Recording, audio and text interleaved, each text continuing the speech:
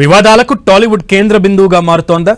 గతంలో డ్రగ్స్ కేసులు, రేవ్ పార్టీలు, ఇప్పుడు బెట్టింగ్ కేసులు. రాష్ట్రంలో వివాదం జరిగినా అది తిరిగి తిరిగి టాలీవుడ్ దగ్గరికే చేరుతోందా? గతంలో వివాదాలకు దూరంగా ఉండే టాలీవుడ్ ఇప్పుడు వివాదాలకు కేర్ ఆఫ్ అడ్రస్ గా మారుతోందా? ఇంతకీ టాలీవుడ్లో అసలేం జరుగుతోంది?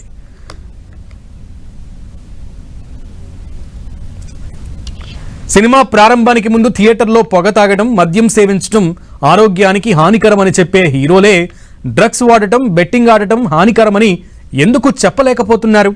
వారే దగ్గరుండి మరి వాటిని ఎందుకు ప్రోత్సహిస్తున్నారు?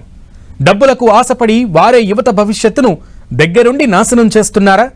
పలువురి హీరోల తీరు చూసి ఇదేనా వీరి సామాజిక బాధ్యత అంటూ విమర్శలు వెల్లువెత్తుతున్నాయి.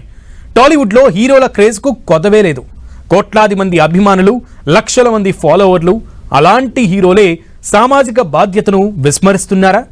డ్రగ్స్ బెట్టింగ్ పై పోరు చేయాల్సిన హీరోలే వాటిని ప్రమోట్ చేస్తున్నారా? యువతను డ్రగ్స్ బెట్టింగ్ నుంచి కాపాడాల్సింది పోయి వారే వీటిని స్వయంగా ప్రోత్సహిస్తున్నారు. తెలుగు రాష్ట్రాల్లో డ్రగ్స్ బెట్టింగ్ పై నిషేధం ఉంది. అనేక యాప్లపై నిషేధం ఉన్నా కూడా హీరోలే వాటిని దగ్గరుండి మరీ ప్రోత్సహిస్తున్నారు. సినిమాల్లో ఒంటి చేత్తో విలన్లపై యుద్ధాలు చేసే హీరోలు నిజ జీవితంలోకి వచ్చేసరికి తమ సామర్థ్యాన్ని, స్వార్థాన్ని చూసుకుంటున్నారు. నలుగురికి ఆదర్శంగా ఉండేలా చెప్పే డైలాగులు నిజ జీవితంలో యువతకు చెప్పలేకపోతున్నారు. డబ్బులకు ఆశపడి నిషేధం ఉన్నా కూడా ఆన్లైన్ బెట్టింగ్ను ప్రోత్సహిస్తున్నారు. తమ హీరోలు చెప్పేది నిజమని నమ్మి ఆన్లైన్లో డబ్బులు పోగొట్టుకుంటున్నారు అమాయకులు, అభిమానులు. నలుగురికి ఆదర్శంగా ఉండి చెడు అలవాట్లకు దూరంగా ఉండాలని సూచించే హీరోలే వాటిని ప్రోత్సహిస్తుండటంతో యువత వారిని ఆదర్శంగా తీసుకుని చెడు అలవాట్లకు బానిస అవుతున్నారు. ఇప్పుడు డ్రగ్స్ కాకుండా బెట్టింగ్ ప్రమోషన్లు టాలీవుడ్తో పాటు బాలీవుడ్ను కూడా కదిపేస్తున్నాయి. టాప్ సెలబ్రిటీలు సైతం బెట్టింగ్ను ప్రమోట్ చేయడం కలకలం రేగుతోంది.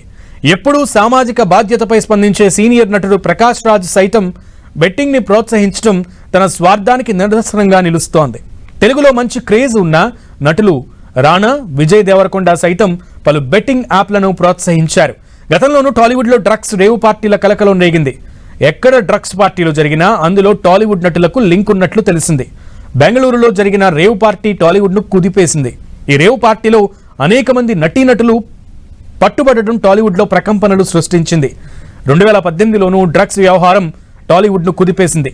ఎక్సైజ్ శాఖ జరిపిన సోదాల్లో దర్శకుడు పూరి జగన్నాథ్, రవితేజ, తరుణ్, నవదీప్, తనీష్, చార్మి, ముమైత్ ఖాన్ సహా పలువురు పేర్లు బయటకు వచ్చాయి. మరో డ్రగ్స్ కేసులో నవదీప్తో పాటు షాడో, రైడ్ చిత్రాల నిర్మాత, దర్శకుడు అనుగు సుశాంత్ రెడ్డి, మోడల్ శ్వేత తదితరుల పేర్లు బయటకు వచ్చాయి.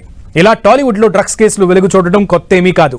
అనేక సందర్భాల్లో సినీ నిర్మాతలు, దర్శకులు, నటులు డ్రగ్స్ వాడుతున్నట్లుగా పోలీసులు గుర్తించారు. ఇవే కాకుండా రాజ్ తరుణ్, లావణ్య వ్యవహారం సైతం టాలీవుడ్ను కుదిపేసింది. వీటితో పాటు సంధ్యా థియేటర్ దగ్గర తొక్కిసలాట ఘటన, జానీ మాస్టర్పై లైంగిక వేధింపుల ఆరోపణలు, మోహన్ బాబు కుటుంబ కలహాలు, మీడియా ప్రతినిధిపై మోహన్ బాబు దాడి చేయడం, రామ్ గోపాల్ వర్మపై కేసులు వంటివి వార్తల్లో నిలిచాయి.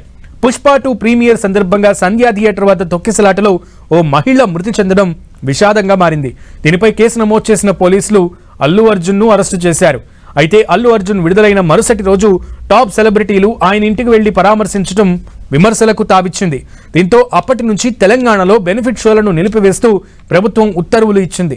మరోవైపు జానీ మాస్టర్ లైంగిక వేధింపుల ఆరోపణలు కూడా టాలీవుడ్ను కుదిపేశాయి. జానీ మాస్టర్పై ఆయన దగ్గర పనిచేస్తున్న మహిళ లైంగిక వేధింపుల ఆరోపణలు చేసింది. దీంతో జానీ మాస్టర్పై పోక్సో కేసు నమోదైంది. ఇలాంటి వరుస వివాదాల్లో టాలీవుడ్ సుడిగుండంలా చిక్కుకుంటుంది. ఎక్కడ ఏ వివాదం జరిగినా అది టాలీవుడ్ మెడకే చుట్టుకుంటుంది. ఈ వివాదాల నుంచి టాలీవుడ్ ఎప్పుడు బయటపడుతుందో వేచి చూడాలి.